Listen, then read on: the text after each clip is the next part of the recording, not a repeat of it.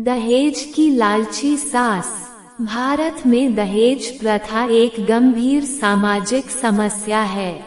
ये प्रथा न केवल महिला के आत्मसम्मान को ठेस पहुंचाती है, बल्कि कभी कभी उसकी जान के लिए भी खतरा बन जाती है।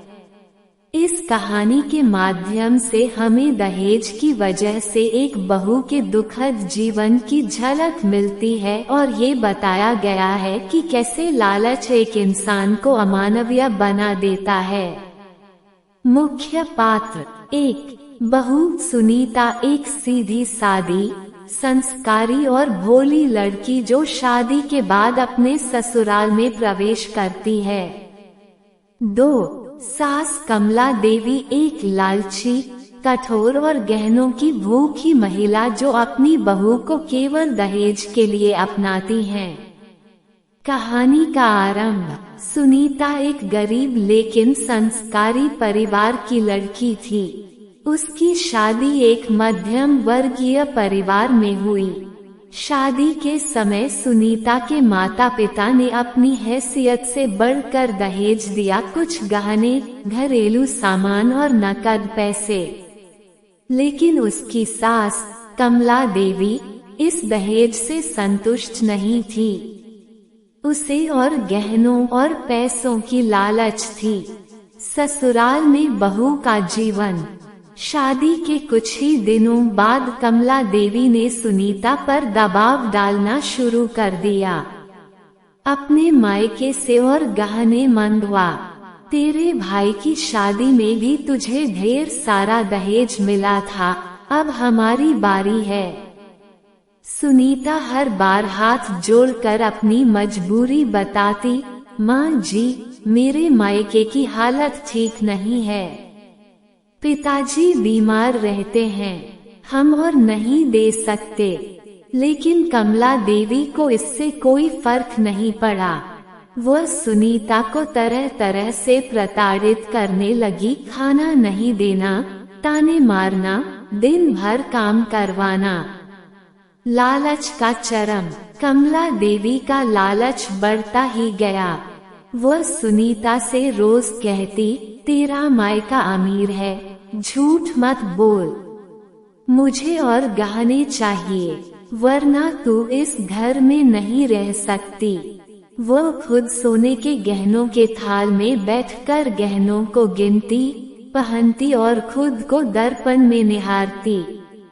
उसकी आंखों में केवल सोने की चमक दिखाई देती थी, न कि अपनी बहू का दर्द, बहू की पीड़ा।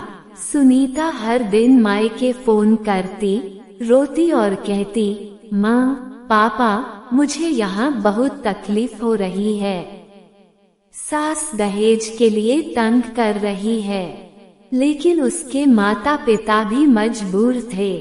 उन्होंने अपनी सारी जमा पूंजी शादी में खर्च कर दी थी। समाज की भूमिका। गांव में हर कोई जानता था कि कमला देवी लालची है, लेकिन कोई कुछ कहने की हिम्मत नहीं करता था। समाज चुप था। लोगों को लगता था कि ये तो घर की बातें हैं, इसमें बोलना ठीक नहीं। मोड़। एक दिन सुनीता ने हिम्मत जुटाई। वह अपने गांव की महिला पंचायत में गई और अपनी आपबीती सुनाई। पंचायत ने तुरंत कार्यवाही की और पुलिस में शिकायत दर्ज करवाई।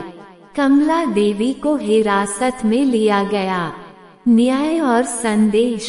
कमला देवी को दहेज उत्पीड़न के आरोप में जेल की सजा हुई। सुनीता को महिला सहायता समूह की मदद से एक नया जीवन शुरू करने का मौका मिला।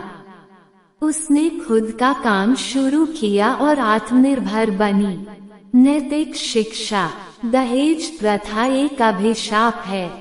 यह न केवल लड़की को मानसिक, शारीरिक और भावनात्मक रूप से तोड़ती है, बल्कि समाज में असमानता भी बढ़ाती है। लालच बुरी बला है। अधिक पाने की चाह इंसान को अमानवीय बना देती है। हर बहू को हक है इज्जत और प्यार से जीने का। अगर उसे प्रताड़ित किया जाए तो वह आवाज उठाने की हिम्मत रखे। समाज को जागरूक होने की जरूरत है। चुप रहना भी एक प्रकार की सहमति है।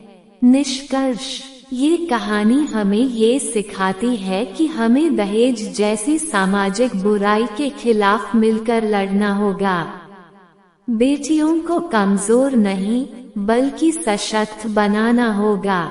अगर हर सुनीता अपनी आवाज उठाए और हर कमला देवी को सजा मिले, तभी समाज में बदलाव आ सकता है।